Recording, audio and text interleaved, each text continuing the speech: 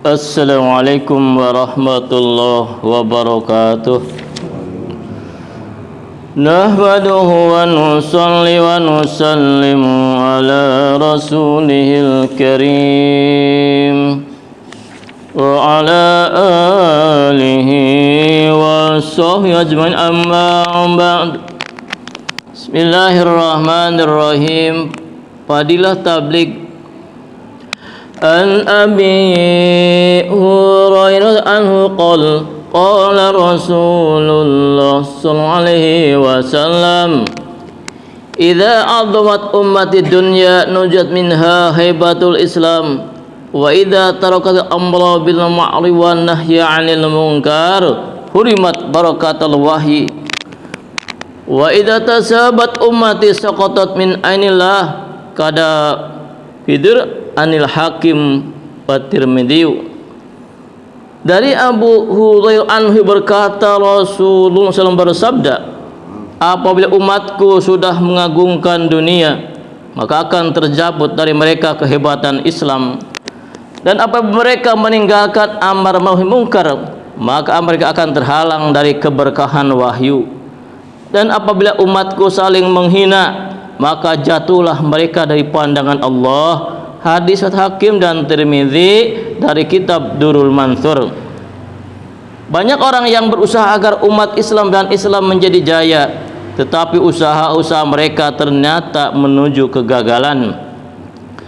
Jika kita meyakini bahwa Rasulullah SAW dan ajarannya benar, mengapa semua yang beliau ajarkan dan jelaskan sebagai penyebab penyakit justru kita anggap, bahkan kita jadikan sebagai obat penyembuh?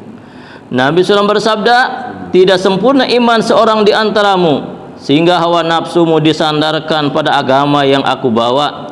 Sayangnya kita malah menganggap ajaran agama sebagai penghalang kemajuan kita. Allah berfirman, man kana yuridul harsal akhirati nazil lahu fi harasihi wa man kana yuridu harsad dunya nu'tihi minha wa ma lahu fil akhirati min nasib.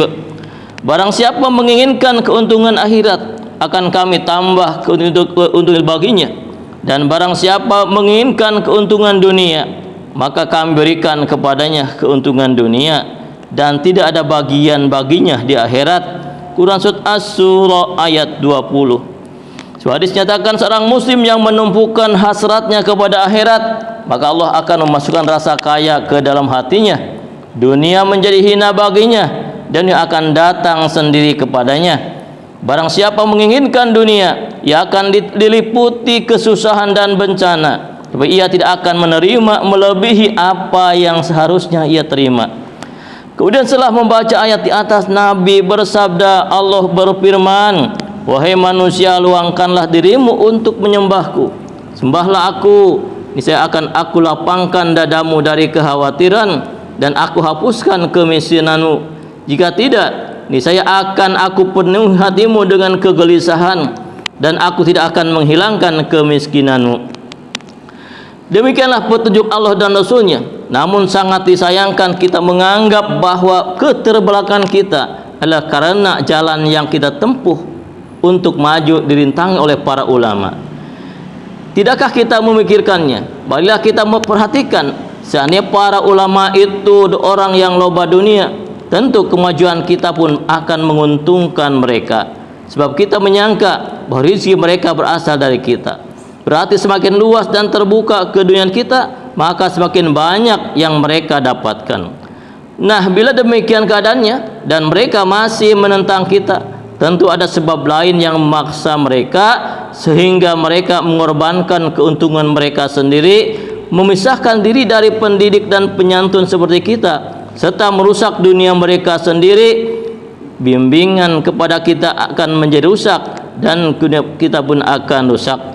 Saudara-saudaraku, pikirlah jika para ulama atau ustadz itu mengajar kita berdasarkan Al-Quran, apakah pantas kita menolaknya? Andaikan kita menolaknya, kita hanya akan dikatakan sebagai orang yang tidak berakal. Bahkan kita telah jauh dari sifat keislaman yang sebenarnya. Para ulama ini selemah apapun mereka, selama mereka menyampaikan hukum-hukum Allah dan hadis-hadis Rasulullah, maka kita harus mendengarkan dan mengamalkan nasihat-nasihat mereka. Jika tidak, kita sendiri yang akan menanggung akibatnya. Sebodoh-bodoh orang, ia tidak akan mengatakan bahwa perintah seorang pimpinan tidak penting untuk ditaati hanya karena perintah disampaikan oleh tukang pembersih toilet. Hendaknya kita tidak berburuk sangka bahwa ulama yang mengabdikan dirinya dalam dakwah itu bertujuan untuk mencari keuntungan dunia. Dalam pikiran kita, seorang ustadz yang sesungguhnya mungkin saja pernah meminta untuk dirinya, bahkan semakin sibuk ia beribadah, sejauh itu pula ia merasa cukup menerima hadiah. Kecuali jika ia meminta bantuan untuk urusan agama, insya Allah pahalanya lebih besar daripada tidak meminta untuk diri sendiri. Alhamdulillah, ya ini hadis menjelaskan tentang pentingnya senantiasa untuk amar ma'ruf munkar dan senantiasa kita mencontoh Rasulullah, dan juga kita menghormati ulama, memuliakan ulama, dan mentaati ulama selama perintah sesuai dengan perintah Allah dan Rasulnya.